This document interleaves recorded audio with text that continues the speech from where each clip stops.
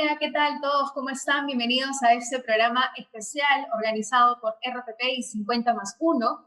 Nuestro aliado, 50+1, es un centro de pensamiento y acción encargado de investigar, dialogar, acercar y construir para aportar al desarrollo social del Perú y América Latina. El día de hoy hablaremos de elecciones. Sin irnos muy lejos, en los últimos meses, América Latina ha enfrentado procesos electorales en un contexto de pandemia. En algunos casos, estas elecciones tuvieron que ser postergadas e incluir mayores medidas de seguridad, y cada país ha adoptado su propio enfoque para poder celebrar elecciones seguras en medio de una pandemia. La celebración de elecciones en el contexto COVID-19 representa sin duda un gran desafío para los organizadores y también para los votantes, quienes tienen que elegir quién va a estar a cargo de sacarnos de esta complicada situación. De eso hablaremos hoy. ¿Qué funcionó en otros países? ¿Qué no funcionó? ¿Qué lecciones se aprendieron? Y sobre todo, ¿qué podemos aplicar nosotros en el Perú este 11 de abril? Voy a comenzar dándole la bienvenida a Piero Corbeto, quien es jefe de la Oficina Nacional de Procesos Electorales del Perú. ¿Cómo está, señor Corbeto? Bienvenido a este programa especial. Muchas gracias, Tatiana, muchas gracias, RPP, muchas gracias a 50+1 por esta oportunidad que nos brindas de informarle a la ciudadanía lo que venimos haciendo con miras a las elecciones del Bicentenario. Por eso justamente queremos comenzar. Estamos algunas semanas, 6 semanas del proceso electoral. No sabemos cómo estarán las cifras epidemiológicas para eso entonces, pero lo que sí sabemos es que las personas quieren ir a votar a un espacio seguro. ¿Cómo se está preparando la OMPE? La OMPE está trabajando bajo la lógica del peor de los escenarios. Nosotros, desde que ingresamos a la institución el 31 de agosto, venimos trabajando una estrategia centrada en elecciones de bicentenario en época de pandemia, basada fundamentalmente en 4 columnas. La primera, la aprobación de 7 protocolos de seguridad y salud y prevención frente al COVID-19, enfocado en cada uno de los principales actores, en electores, en miembros de mesa, en personeros, en observadores, en periodistas, en la organización del propio proceso en locales o recintos electorales. La segunda columna de nuestra estrategia está basada en la multiplicación y desconcentración de locales de votación. Estamos pasando de 5.300 locales de votación a alrededor de 12.000 locales de votación, para que podamos tener una estrategia basada en muchos locales con pocas mesas y pocos electores. La tercera de estas columnas es el voto escalonado. Ahora vamos a ir a votar de 7 de la mañana a 7 de la noche. Y lo que estamos haciendo es seduciendo, convenciendo a la ciudadanía para que vaya a votar en un horario en el interés de poderlos proteger y reducir su exposición frente al COVID-19. Y la cuarta columna de esta estrategia está basada en un bono de 120 soles a los miembros de mesa, que creo que nos ayudará a conseguir que los miembros de mesa se capaciten, lleguen puntual y abran la mesa a las 7 de la mañana para que toda la jornada electoral se desarrolle de la mejor manera. Bueno, sobre las más mesas de votación, más locales de votación, son medidas que también se han aplicado en algunos países de la región. La OMPE propone también una votación escalonada. Nos sugiere que vayamos a votar por horarios. Cuéntenos un poco más a detalle sobre esta propuesta. Es bueno decir que en el Perú tenemos un serio problema de distribución de electores en recintos electorales. Y usted, como cualquiera de sus televidentes o radioescuchas, lo han padecido. Entre las 10 de la mañana y la 1 de la tarde va a votar casi la mitad de nuestro padrón electoral. Es una especie de hora pico, de rush hour, ¿no es verdad? En donde tenemos aproximadamente 12 millones de electores distribuidos en antes 5.300 locales de votación. Ahora, ¿qué queremos? Aprovechar de la mejor manera estas 12 horas para poder distribuir de una manera ordenada a los electores. En esa línea de ideas, nosotros hemos separado las 2 primeras horas, de 7 de la mañana a 9 de la mañana, creando una burbuja de seguridad, especialmente para los más vulnerables frente al COVID-19. Ciudadanos y ciudadanas con comorbilidades, adultos mayores, personas con discapacidad y mujeres embarazadas. Y a partir de las 9 de la mañana hasta las 7 de la noche, los estamos convocando por rangos horarios vinculados al último dígito de tu DNI. Si tu DNI acaba en 1, irás a votar de 9 de la mañana y a 10 de la mañana, así sucesivamente hasta si acaba en 0, que irás entre las 6 de la tarde y las 7 de la noche. Con esa distribución, en ningún caso, en un rango horario, tendríamos más de 2.4 millones de electores, que comparado con los 12 millones de electores que recibíamos y ahora distribuidos en casi 12.000 locales de votación, va a permitir reducir los aforos y acelerar los flujos y con ello reducir el impacto del COVID frente a los electores. Claro, esa propuesta es interesante. Me surgen algunas preguntas sobre ese punto en específico, como por ejemplo el cambio de comportamientos. Usted nos decía que hay una franja horaria importante donde la mayoría va a votar entre las 9, 10 de la mañana hasta las 12, 1 de la tarde. Y hemos visto además a lo largo de estos meses que cambiar comportamientos es bastante complejo. ¿Han considerado una campaña mucho más intensiva en ese sentido? Nosotros el 7 de marzo arrancamos una campaña muy fuerte en medios de comunicación, ya venimos haciéndolo en redes sociales y oportunidad como la que tú con RPP y 50+1 nos brindan es fundamental para sensibilizar a la ciudadanía, que cumpliendo los horarios sugeridos por la OMPE vas a cuidar tu salud y vas a cuidar la salud de los que más quieres. Importantísimo. Decíamos que propuestas como la de la OMPE de ampliar las mesas, los locales de votación, son medidas que se han replicado en otros países. Y la de los horarios escalonados o separar a los votantes en un rango mucho más amplio surgió también en Ecuador, pero en Ecuador no funcionó tan bien. Y por el contrario, en lugar de beneficiar, generó mayor aglomeración porque las personas estuvieron confundidas, no entendieron muy bien eso del voto escalonado. ¿Por qué funcionaría esa propuesta en nuestras elecciones? Porque las propuestas son radicalmente opuestas. Mientras que en Ecuador se jugaba con pares impares mañana y tarde, lo que tú hacías es que mucha gente que tenía miedo al contagio vaya muy temprano a votar.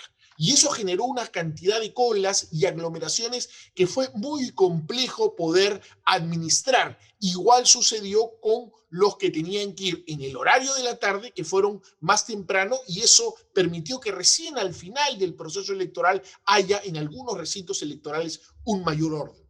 Por eso es que nosotros no dividimos en dos a los grupos de electores. Nosotros estamos dividiendo a los grupos de electores en 10 grupos según el último dígito de tu DNI y además generando una burbuja de protección entre las 7 de la mañana y las 9 de la mañana.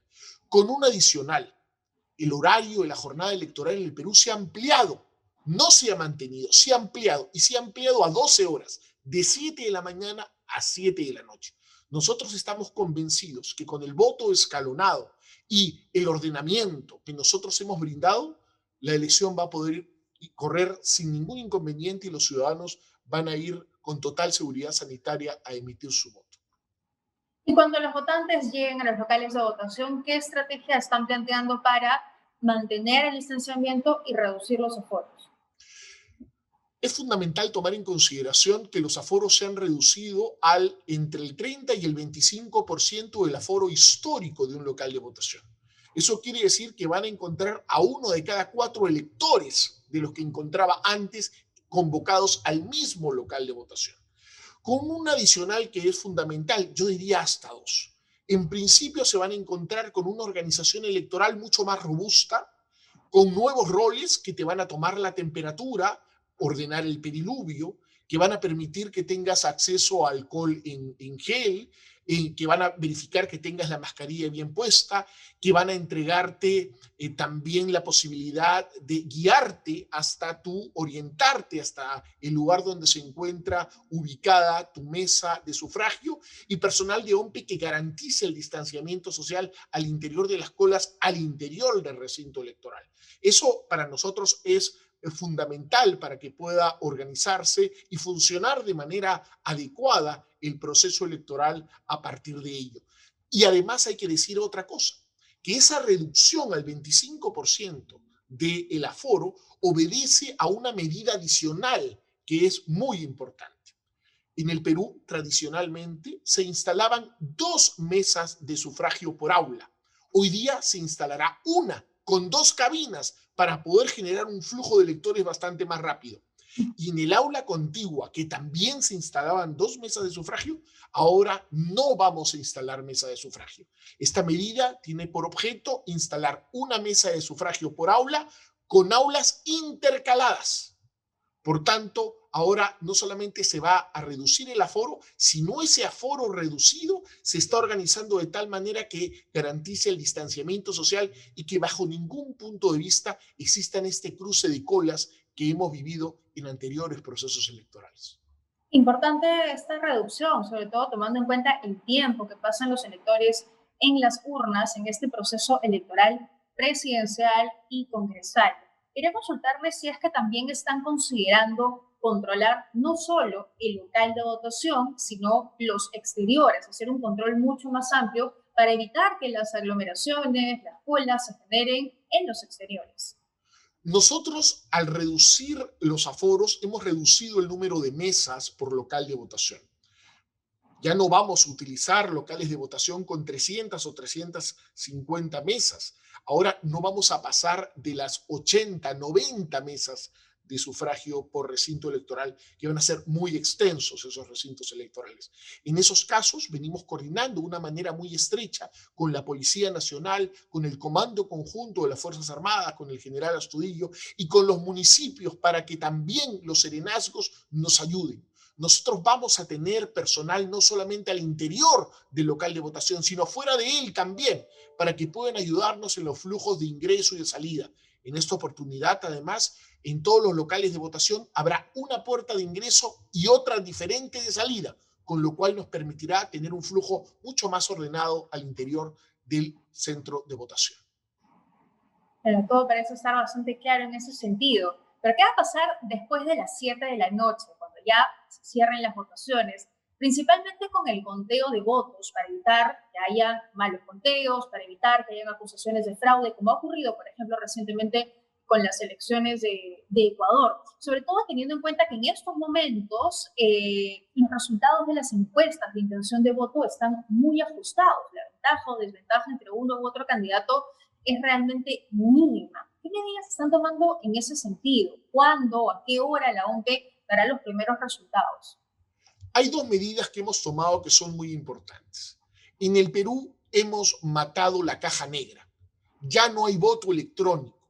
Ahora los electores y electoras se van a acercar y van a marcar un papel.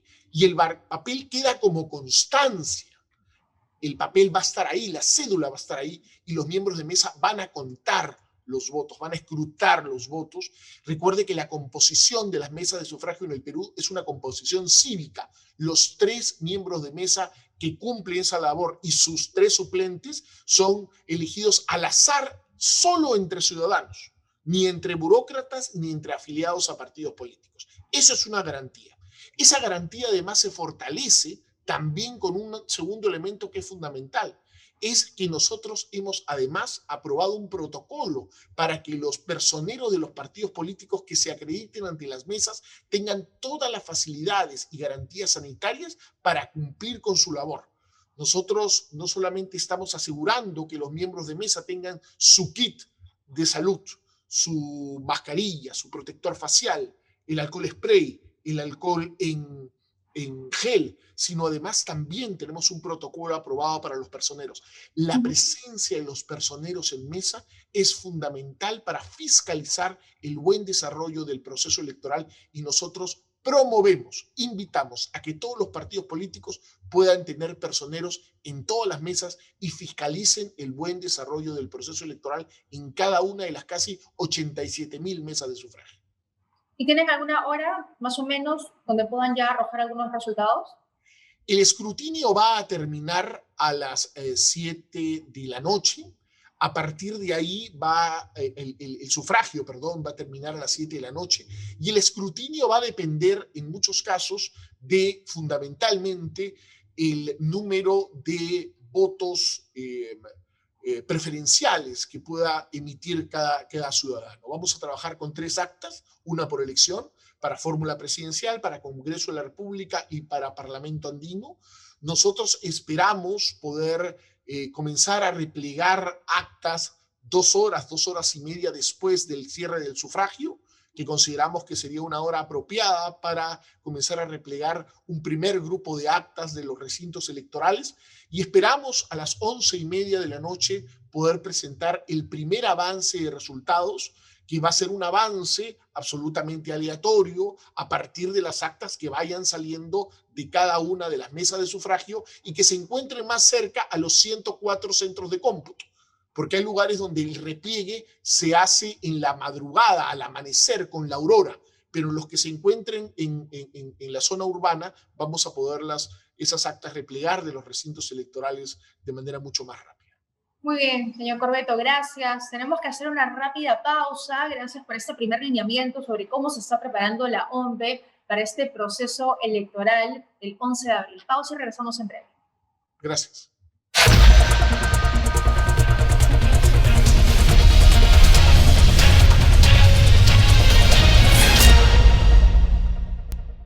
Muy bien, estamos de regreso en este programa especial. Hemos hablado en la primera parte sobre cómo se está preparando la OMPE para el proceso electoral que enfrentaremos el 11 de abril. Pero es importante ver hacia nuestros vecinos, ver otros procesos electorales que se han llevado a cabo en pandemia, qué salió bien, qué funcionó, qué se hizo bien, qué se puede corregir y qué podemos adaptar nosotros. Vamos a hablar en esa parte del programa sobre Bolivia y Chile, ambos países que han organizado de manera exitosa procesos electorales de consulta popular en el 2020 en plena pandemia. Ambos países van a organizar ahora nuevos procesos electorales en situaciones sanitarias distintas. Ya conocemos más del coronavirus, conocemos más de su comportamiento y además son 2 países que han iniciado ya el proceso de vacunación. Nuestros invitados de Bolivia y de Chile han sido protagonistas en la organización de estos procesos electorales. Salvador Romero, presidente del Tribunal Supremo Electoral de Bolivia, se encargó de organizar una de las elecciones más decisivas en la historia reciente del país, no solo por el contexto pandémico, sino también por la polarización política luego de la abrupta caída del expresidente Evo Morales. Y Alfredo Yonant, miembro del Consejo Directivo del Servicio Electoral de Chile, participó en la organización de las elecciones que tenían como objetivo calmar la ira de la sociedad luego de este estallido social que se registró en octubre del 2019, también en medio de un contexto de pandemia. Ambas autoridades electorales tuvieron que lidiar con crisis políticas y sanitarias de manera simultánea. Bienvenidos a ambos y gracias por acompañarnos. Muchas gracias. Señor Romero, me gustaría comenzar con usted, porque Bolivia ha realizado, lo decía, elecciones generales para suceder el gobierno interino de Yanín Áñez, en medio de una polarización política, de una crisis social, económica también, que se agravó con la pandemia. ¿Qué tan difícil fue hacerse cargo de estas elecciones en este contexto? La elección boliviana de 2020 ha sido la más compleja de la historia democrática del país, por lo que se acababa de señalar. Partíamos de una elección presidencial que fue anulada, que es un hecho traumático para cualquier órgano electoral, para un sistema democrático. De hecho, la anulación de elecciones es un hecho excepcional. En América Latina se produjo en Perú en 2000 y en Bolivia el 2019. Esto subraya la excepcionalidad de esa situación. Pero en el caso boliviano se agravó esta muy difícil situación de origen, es decir, la elección 2020 nace de la anulación de la elección de 2019, de la renuncia a la presidencia de Evo Morales, pero se agrava la organización de esta elección por la irrupción de la pandemia. Fue muy difícil, y omito todos los detalles, fijar una nueva fecha. De hecho, el país estuvo sometido a un agrio y difícil y polémico debate. Nos tomó casi 6 meses volver a fijar la fecha de la elección, inicialmente fijada para el 3 de mayo y realizada finalmente el 18 de octubre. Es decir, que en el caso boliviano la pandemia fue solo uno de los elementos que complicó el proceso electoral. ¿Cuáles fueron los resultados en el caso boliviano del proceso electoral? Fueron muy satisfactorios. Por lo siguiente, creo que hay tres elementos sobre los cuales vale la pena mencionar. En primer lugar, porque tuvimos una muy elevada participación del 88.4%, por encima del promedio boliviano, que es uno de los más altos de América Latina, pero que acá con 88.4 ciertamente estableció una de las marcas más elevadas del siglo XXI en América Latina. En segundo lugar, porque la elección no tuvo un efecto negativo sobre la evolución de la pandemia, y esto creo que es muy importante destacarlo. De hecho, en las semanas previas, en las 3 semanas previas, tuvimos en promedio más casos de contagios que en las 3 semanas posteriores a la jornada de votación. Y finalmente, subrayo muy rápidamente que los resultados de la elección fueron aceptados, reconocidos por los contendientes y con una observación internacional que también señaló que el proceso electoral boliviano fue limpio y transparente, lo que era muy importante dado el antecedente de 2019. Adoptamos varias medidas de protección de salud que puedo señalarlas, que son muy parecidas a las que está adoptando la ONPE en Perú. Trabajamos con el asesoramiento permanente de la Organización Panamericana de la Salud.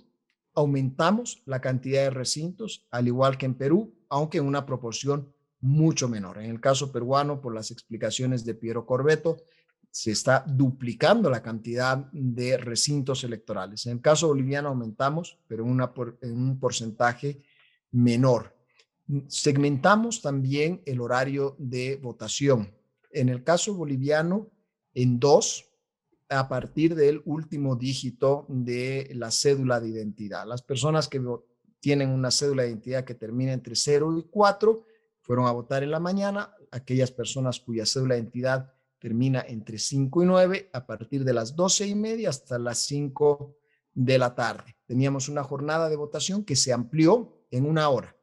Normalmente la jornada en Bolivia dura 8 horas. En esta oportunidad duró 9 horas. Esta prolongación no la extendimos más para no recargar todo el peso en los miembros de mesa. Y el comportamiento de la ciudadanía, quiero señalar, y esto ayudó mucho, fue ejemplar. Los ciudadanos acudieron con su barbijo, respetaron la distancia física entre personas, lo que eso nos hizo en algunos casos algunas filas que pudieron tener 4 o 5 cuadras en algunos casos. Lo que pasa es que la distancia entre personas cada 1,5 metros hacía que sean filas extremadamente largas. Sin embargo, la gente demostró paciencia, estuvo tolerante, y esto creo que ayudó mucho a que los bolivianos sintieran que es posible llevar adelante un proceso electoral en el tiempo de pandemia, precautelando la salud y al mismo tiempo ejerciendo plenamente los derechos políticos. Y esperamos repetir ese comportamiento en la elección del 7 de marzo, que es la elección para renovar el poder departamental y municipal. Interesante esta experiencia boliviana, y tenemos además algunas coincidencias, algunas propuestas que se van a aplicar aquí, algunas diferencias también, pero me gustaría pasar a conocer la experiencia en Chile. Señor Jonant, Chile realizó el plebiscito para consultarle a la ciudadanía si aprobaba o rechazaba que se establezca una convención constitucional que redacte una nueva Carta Magna. Eso a raíz del estallido social que seguimos desde aquí muy de cerca, en medio de un contexto de descontento con las autoridades y sumado al contexto de pandemia. ¿Qué tan difícil fue para ustedes organizar este proceso? Fue difícil. El plebiscito de octubre del año pasado en sí mismo no era difícil. Es un evento electoral extraordinariamente simple, porque eran 2 papeletas en donde las alternativas son binarias, por lo tanto es extremadamente fácil. El problema estaba en 2 aspectos. En primer lugar, porque Chile venía saliendo de un estallido social gigantesco, y en segundo lugar, porque hubo un momento en que nos empezó a contaminar desfavorablemente todas las experiencias de los países del norte y de Asia que habían hecho elecciones antes de nosotros. ¿Por qué? Porque eran eventos irrepetibles. Yo me las estudié todas. Y, por ejemplo, aquí se generó una cierta obsesión con imitar la experiencia de Corea del Sur, y era inimitable. Es decir, no solamente porque no somos coreanos, sino porque ellos tenían un voto anticipado, pero envidiable, en donde la cantidad de locales de votación que tenían era simplemente inalcanzable para un país como Chile. Y hay un momento dado en que nos tuvimos que salir un poco de la experiencia coreana e incluso la polaca, que también era bastante difícil de emular. Y lo que nos sirvió mucho es la experiencia de las elecciones del 6 de octubre del 2019 en República Dominicana. Esas elecciones a nosotros nos permitieron sacar varias conclusiones. En primer lugar, a esta altura ya lo sabemos con claridad, no hay evidencia de contagio masivo en ninguna elección del mundo. Ninguna. Y eso lo supimos desde ya con la elección en República Dominicana, porque el jefe de gabinete de los consejeros, Álvaro Castañón, que es nuestro secretario de abogado, así se le conoce el nombre, fue el presidente de la delegación y fue súper instruido para que observara todo. Y eso nos ayudó de verdad enormemente. Y efectivamente tomamos varias decisiones muy parecidas a las que están tomando en el Perú, como por ejemplo extender el horario de votación.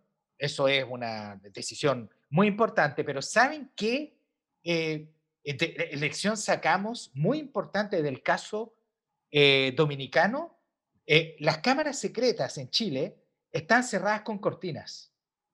Y lo que sacamos en limpio es sacar las cortinas. ¿Por qué? Porque en Colombia hicieron un diseño de mesa secreta de sufragio, en donde con cartón rodeaban la superficie manual de contacto del votante y ponían la mesa de votación de tal forma en donde era realmente imposible saber por quién estaba votando. ¿Ah? ¿Por qué? Porque el cierre de la cortina podía eventualmente generar condiciones de circulación endógena, digámoslo así, del virus. Y eso lo eliminamos justamente observando la experiencia dominicana. Pero esa era una elección binaria, muy simple. Ahora nosotros vamos a tener una elección extraordinariamente difícil, 4 papeletas, 18.000 candidatos, y en donde además tenemos ya estimado que el tiempo de votación promedio del votante, una vez dentro de la mesa, se va a extender de 1,5, de 1 minuto y medio, de 1 minuto 50, dependiendo de los electores, a hasta 5 minutos. Y eso ya nos plantea un severo problema y ya les puedo decir más adelante cómo lo vamos a enfrentar. Claro que sí, ha sido un primer análisis con ambos bastante rico, bastante nutrido sobre qué funcionó, de dónde basaron sus experiencias. Tengo que hacer una rápida pausa, pero al regresar vamos a seguir escuchando un poco más de las propuestas de Bolivia, de Chile y también, por supuesto, de Perú. ¿Qué podemos aprender? Porque en ambos lugares hubo una amplia participación de la ciudadanía y aquí, además, en las últimas elecciones ha ido reduciéndose la participación de los peruanos en la votación. ¿Qué podemos hacer para incrementarlo? Con eso regresamos.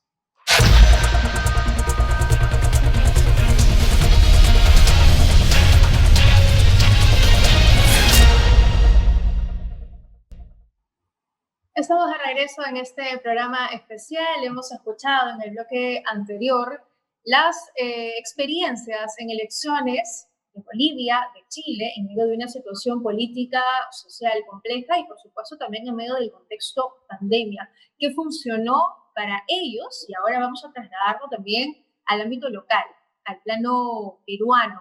Señor Corbeto, en el Perú, la población no está tan segura de ir a votar. En nuestro país el ausentismo ha venido incrementando y eso ha quedado reflejado en las últimas elecciones. En ese sentido, el desafío de la OMPE es doble.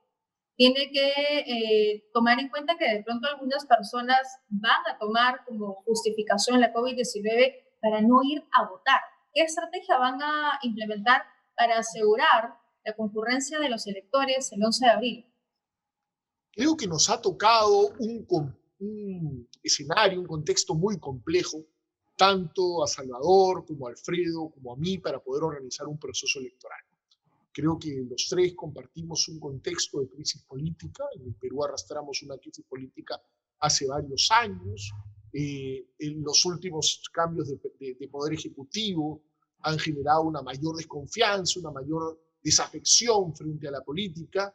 Y ahora el último escándalo de las vacunas también complejiza esta necesidad de los organismos electorales de no solo administrar el proceso, sino de generar confianza para la gente que vaya a votar de manera segura. Hoy día nuestro gran reto, como tú bien planteas, es poder movilizar al mayor número de ciudadanos, y esto lo vamos a hacer en el interés de sensibilizarlos a partir de hacerles conocer nuestros protocolos y que tengan la absoluta certeza, como bien ya lo ha mencionado Salvador, de una manera muy contundente, Alfredo, a partir de la experiencia boliviana, la experiencia chilena, y también citando la experiencia dominicana y de otros países, que es posible hacer elecciones exitosas en pandemia, que la pandemia no puede bajo ningún punto de vista limitar nuestros derechos políticos, que la elección no es el evento de contagio, sino al contrario.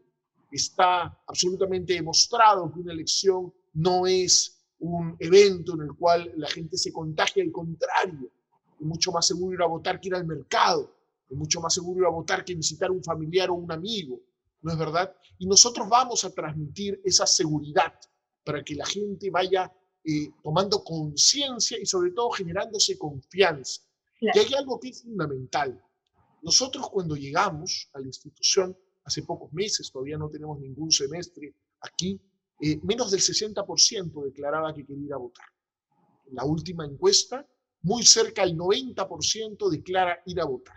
Entonces creo que explicándole a la gente que es seguro ir a votar, generando la confianza, transmitiendo la seguridad, van a contar con todos los mecanismos y las condiciones que permitan conciliar su derecho al voto con su salud. Nosotros estamos absolutamente convencidos de que el peruano va a salir a votar. Y hay que quebrar esa caída.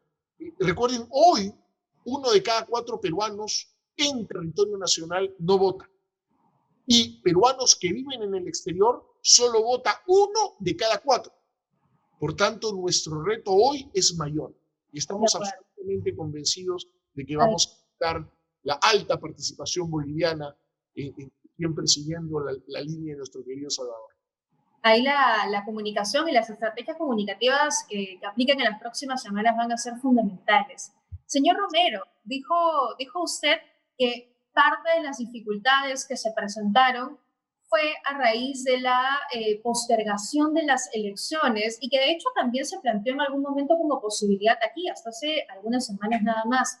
¿Cuándo se decidió postergar las elecciones? ¿Por qué toman esta decisión?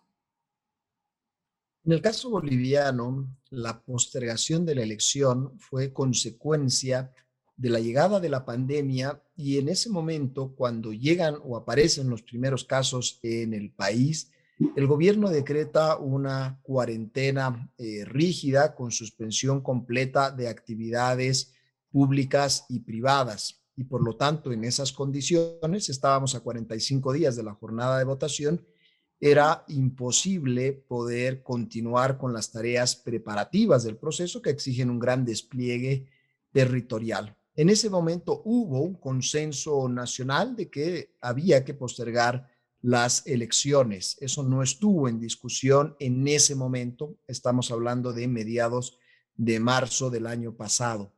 Sin embargo, empezó luego a complicarse el ambiente sobre el momento en que debía fijarse la nueva fecha de la elección.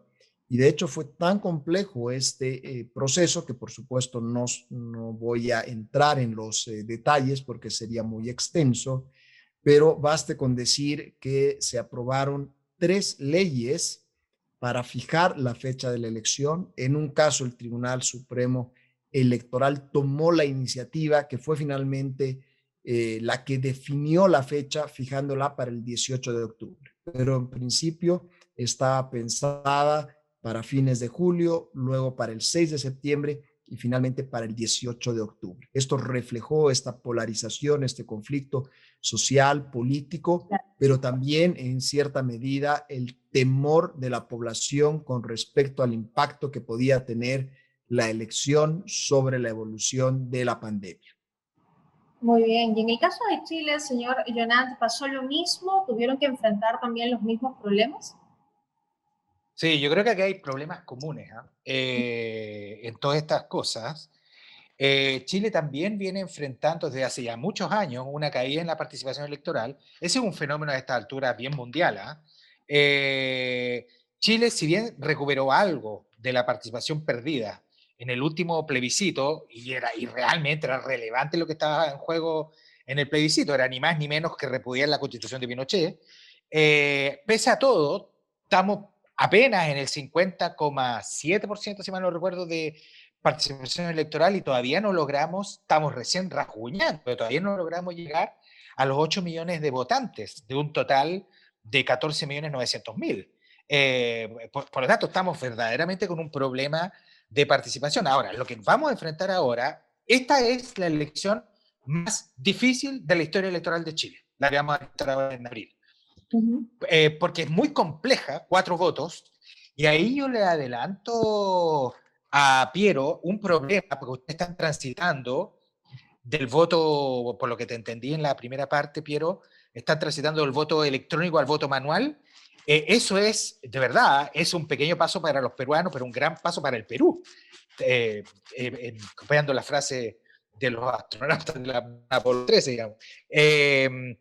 Lo que pasa es de que cuando hay mucho votante, en Chile eso nos pasa desde hace mucho tiempo y ahora va a ser una cuestión muy complicada de manejar, se nos produce un problema de las mesas descuadradas.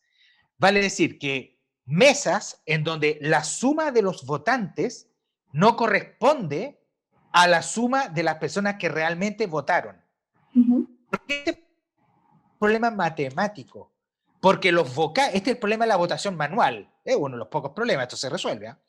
Pero el problema de la votación manual es que quienes hacen el cálculo matemático de cuántos votos, cuántas personas votaron en cada mesa y cuántas personas sufragaron por tal o cual candidato son humanos. Y se equivocan en el cálculo electoral. Y esto puede ir muy lejos. Tranquilamente puede haber, yo creo que en ese rango vamos a estar, 20-25% de mesas descuadradas. Eso es algo bastante posible que ocurra en Chile y se resuelve en los tribunales electorales. El problema es que se genera un escándalo que es bien inútil porque no se entiende bien el problema, pero el problema existe. Por supuesto, por supuesto. Y ya que estoy con usted, quería consultarle también lo que va a ocurrir en las próximas semanas también en Chile sobre la propia jornada electoral. Estaba leyendo que el Colegio Médico y que otras organizaciones también estaban planteando que se establezca otra jornada electoral, además del 11 de abril, y que los grupos de riesgo puedan votar en su domicilio. Reconocen que ha sido exitosa la realización del plebiscito, pero insisten que hoy hay más riesgo justamente porque las personas van a estar más tiempo en las urnas. ¿Es viable esa opción? ¿La están considerando? Es completamente inviable. El voto domiciliario a 45 días de una elección es una irresponsabilidad embarcarse en una aventura de esa magnitud. Del mismo modo que hay gente que está planteando el voto por internet, que es absurdo. Yo no sé cómo lo podrían, cómo lo conceptualizan. Estamos hablando de parlamentarios que han planteado eso, y yo de verdad la política a veces me asombra, porque el único país en el mundo que tiene el voto por internet hay solo uno, Estonia, y es una excentricidad mundial, por una razón muy simple, porque usted no tiene nunca la certeza de que la persona que está votando lo está haciendo libre de coacción. Usted no tiene esa seguridad. Lo que produce el voto presencial tiene muchas virtudes, por eso que celebro la decisión peruana. Lo que produce el voto presencial, en primer lugar, es que usted sabe que la persona que, manual digo, es que usted sabe que la persona que está votando es realmente la persona que dice serlo. Y en segundo lugar, lo que produce el voto presencial es que el pueblo fiscaliza la generación del poder político in situ. Eso es extraordinario, porque ese es el corazón de este tremendo invento llamado sufragio universal. Y el voto electrónico eso no lo permite. Esa es la razón por la cual el Tribunal Electoral, el Tribunal Constitucional alemán, en el año 2006, dio marcha atrás en el voto electrónico, argumentando ¿qué cosa? Que en régimen de votación electrónica, el pueblo pierde su poder fiscalizador. Es confianza en las máquinas, si ustedes prefieren. Esa es la razón. Ahora, ¿qué es lo que está haciendo Chile para enfrentar una elección tan difícil? Se está construyendo, ya está bastante avanzado en eso, se está construyendo otra alternativa, que es un voto en 2 días. En 2 días consecutivos.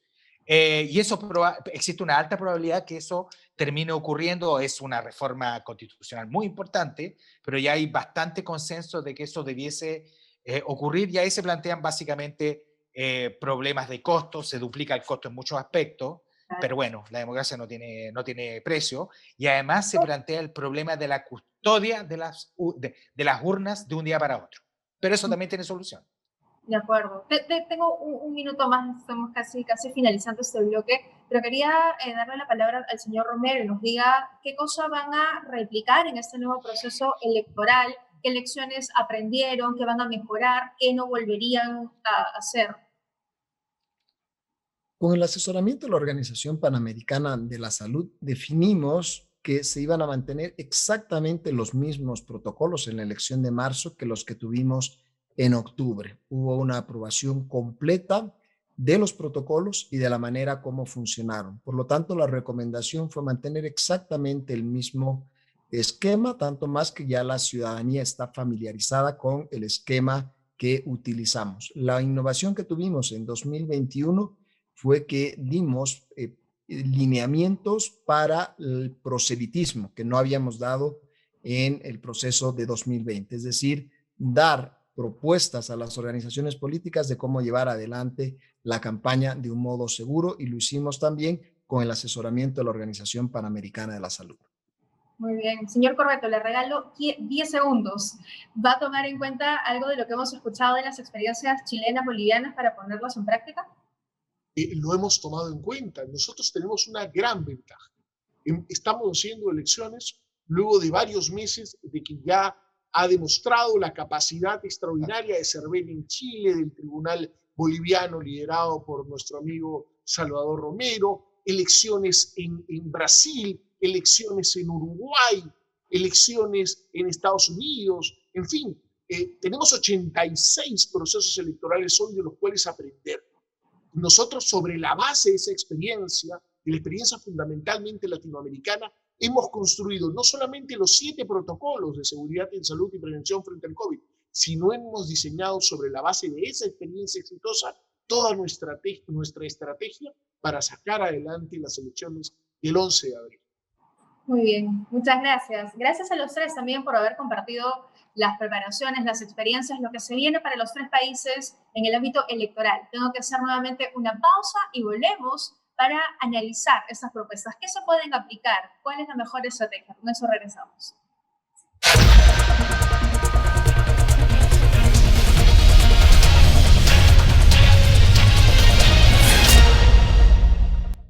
Muy bien, estamos de regreso en el último bloque de este programa especial. Hemos escuchado las experiencias de los procesos electorales de Chile, de Bolivia, cómo se están preparando también ambos países para los nuevos procesos electorales y, por supuesto, cómo se está preparando la OMPE aquí en nuestro país, qué experiencias también ha recogido, qué propuestas y lo que se vendrá para nosotros en las próximas semanas. En esa parte del programa voy a conversar con Beatriz Llanos, quien es doctora en Gobierno y Administración Pública y especialista en Democracia, Paridad y Comunicación Política. Gracias por acompañarnos. Muchísimas gracias, Tatiana. Un placer acompañar a los representantes de las autoridades electorales que nos han compartido con todas estas experiencias que han venido del pasado y también van hacia el futuro. ¿Y qué le ha parecido la realización de estos procesos electorales?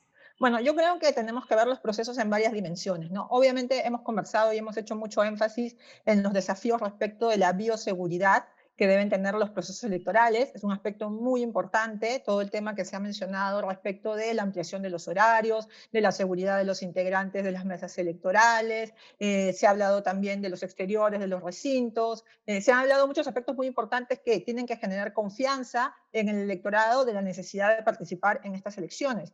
Pero yo creo que también hay dos dimensiones que tenemos que abordar, y en primer lugar diría que es un tema que también ha salido, que es el contexto en el cual se están desenvolviendo estas elecciones. Efectivamente, en los tres países venimos de escenarios de crisis política, crisis social, y eso es un elemento que afecta ciertamente la participación de la ciudadanía, y se ha visto en algunos países con éxito. Por ejemplo, Bolivia sí ha tenido una alta participación electoral, que es de felicitar, pero en el caso peruano vemos mucha desafección con las instituciones democráticas debido a las múltiples crisis que tenemos. En ese sentido, yo creo que esta es una prueba de fuego para la democracia peruana, y sé que es necesario tener muchas campañas para pedir a la población que participe en la medida que se está garantizando un entorno seguro, ¿no? En ese sentido, creo que el contexto es muy importante, el contexto democrático, el contexto de crisis. Creo también que respecto de las campañas que se van a hacer, tenemos que tener también una perspectiva de diversidad y de equidad e igualdad respecto de ciertas poblaciones, que es un tema que también se puede ampliar en otra conversación, pero hay sectores mucho más vulnerables, y aquí quiero poner el tema de las mujeres. Las mujeres están sufriendo los impactos de la crisis, las mujeres están a cargo del cuidado, las mujeres tienen mayor peso en el tema económico, hay muchas jefas de hogar, y en ese sentido yo saludo que la OMPE esté priorizando el voto de las mujeres embarazadas, pero también vamos a ver, por ejemplo, muchas mujeres con hijos, ¿no? O muchas mujeres que están en el sector informal. En ese sentido, creo que también hay que hacer un esfuerzo para que dentro de la participación electoral sean hombres y mujeres quienes asistan masivamente a estos procesos eleccionarios que se vienen. Por otro lado, también está el tema de la diversidad, es decir, nuestro país es muy diverso, tenemos comunidades indígenas, tenemos poblaciones afrodescendientes, la diversidad sexual. Saludo el protocolo que ya ha sacado la OMPE respecto de la diversidad sexual, pero en ese sentido también me parece que las campañas tienen que estar orientadas a diferentes poblaciones, a diferentes segmentos, para poder animarlas a participar, ¿no? Y en ese sentido creo también que este es un momento de reinvención, creo que lo mencionó Alfredo, es un momento excepcional, es un momento de reingeniería, y en ese sentido yo creo que estamos entrando a una era pandémica. No soy epidemióloga, pero lo que dicen los epidemiólogos es que este virus nos va a acompañar mucho tiempo, ¿no? Y en ese sentido, por ejemplo, explorar este tipo de medidas como la ampliación de la jornada electoral, o por ejemplo otras medidas como el voto por correo. Creo que también esta es una oportunidad para repensar ciertas formas de participación. No estoy diciendo que se apliquen en estas elecciones, pero sí estoy diciendo que nos da la oportunidad de repensar estos mecanismos, porque lo que tenemos que garantizar es que el ejercicio del voto no sea afectado, ¿no? O sea, la salud de nuestras democracias también es importante, y en ese sentido tenemos que generar condiciones de amplitud para todos. Y finalmente, como un comentario que no quiero dejar de lado, quiero saludar que en los tres países estamos hablando de elecciones paritarias, ¿no? Por supuesto, Bolivia, un país pionero en la paridad; Chile, con una asamblea constituyente no solo de nominación paritaria, sino de composición paritaria; y Perú, que se estrena con la paridad en esta elección. Qué importante ese análisis, Beatriz. ¿Hay algo de lo que hayas escuchado en este programa que venga de Chile, que venga de Bolivia, o de pronto de otras jornadas electorales, que no se pueda incluir o no se pueda adaptar a nuestra realidad? Porque hay muchas similitudes entre los procesos, pero lo cierto es que cada país también ha adaptado estas propuestas a su contexto, en la realidad local. ¿Hay algo de eso que creas que de pronto no vaya a funcionar? Bueno, yo creo que básicamente la extensión de la jornada y el tema de la bioseguridad, tanto de los electores como de los que conforman las mesas electorales, es un tema muy importante, y son temas que han sido abordados de manera similar por las tres autoridades electorales. Creo que en ese sentido hay muchas similitudes. Sí me parece interesante el tema de la ampliación de la jornada electoral. Creo que podría dar mayor garantía. Sé que tiene dificultades logísticas, no lo estoy hablando para esta elección, lo estoy hablando como un futuro a explorar, pero podría dar la posibilidad de asegurar una mayor participación, porque creo que aquí también una de las cuestiones más importantes es el tema de la participación. Es cierto que en las elecciones que estamos mostrando como ejemplo ha habido una alta participación, pero también hay otros contextos donde la participación ha descendido, y en ese sentido el miedo a la pandemia no puede ser un factor de deterioro adicional para la confianza en el sistema democrático, ¿no? O sea, tenemos que intentar que este tiempo de pandemia sea también un tiempo de fortalecimiento de una democracia que ya viene arrastrando una serie de problemas, como la desconfianza de la ciudadanía, o también esta desafección, este desapego, ¿no? Entonces, cualquier medida que pueda favorecer una mayor participación, con todas las garantías, por supuesto, con el voto secreto, con las garantías, ¿no?, de veeduría ciudadana, debería ser explorado.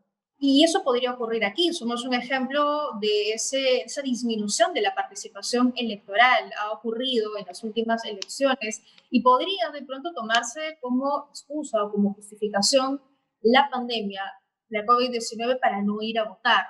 ¿Cuál es tu evaluación en ese sentido? Bueno, yo creo de verdad que en este sentido se están tomando todas las precauciones necesarias, pero creo también que en el contexto peruano hay otros factores. No solamente hay el miedo pandémico, sino hay una desafección muy grande por los últimos episodios que hemos vivido de crisis política el año pasado. Ese es un elemento que no podemos desconocer. Entonces tenemos la pandemia, pero tenemos también un sistema político que ha sido bastante tensionado, ¿no? Y en ese sentido creo también que las campañas tienen que abordar esta doble dimensión, no solo el miedo a la pandemia, sino la necesidad de que estas elecciones sean un paso para fortalecer esa democracia que de alguna manera está tan malherida, ¿no?, en los últimos tiempos aquí en el Perú. De acuerdo, de acuerdo. Gracias, Beatriz, por ese análisis y coincido contigo. Lo decía también al inicio, la responsabilidad de ese proceso electoral no solo recae en los organizadores, sino también en los electores para escoger a los líderes que nos van a sacar de esa complicada situación. Y con esto le doy el pase a Carlos Meléndez, politólogo, PhD en ciencia política, académico de la Universidad Diego Portales en Chile y socio del Centro de Investigación Aplicada 50+1, para que nos dé unas conclusiones de todo lo que hemos escuchado el día de hoy. Adelante, Carlos.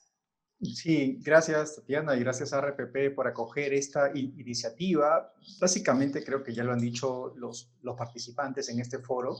La idea era mostrar en perspectiva comparada con países vecinos, además, cuáles son los retos, las dificultades y cuáles son las soluciones prácticas que tenemos que enfrentar al momento de llevar adelante procesos electorales, con la preocupación principal precisamente de bajar, disminuir esa desafección ciudadana, esa desafección que a los peruanos nos ha tenido creciendo en los últimos años y que, como ya lo dijo Alfredo, ya sabemos que las elecciones no contagian. O sea, las elecciones no son grandes eventos de contagio. Por lo tanto, los comicios no deben ser un pretexto o una justificación para conectar con esa desconfianza y con esa desafección de no ir a votar y de no participar en las elecciones. Creo que tenemos que hacer fuerzas para hacer campañas comunicacionales que tengan que ver ambas cosas. Cómo alentamos la participación a pesar de la pandemia. Y como lo mencionaba Salvador también, en el sentido de que estamos en América Latina.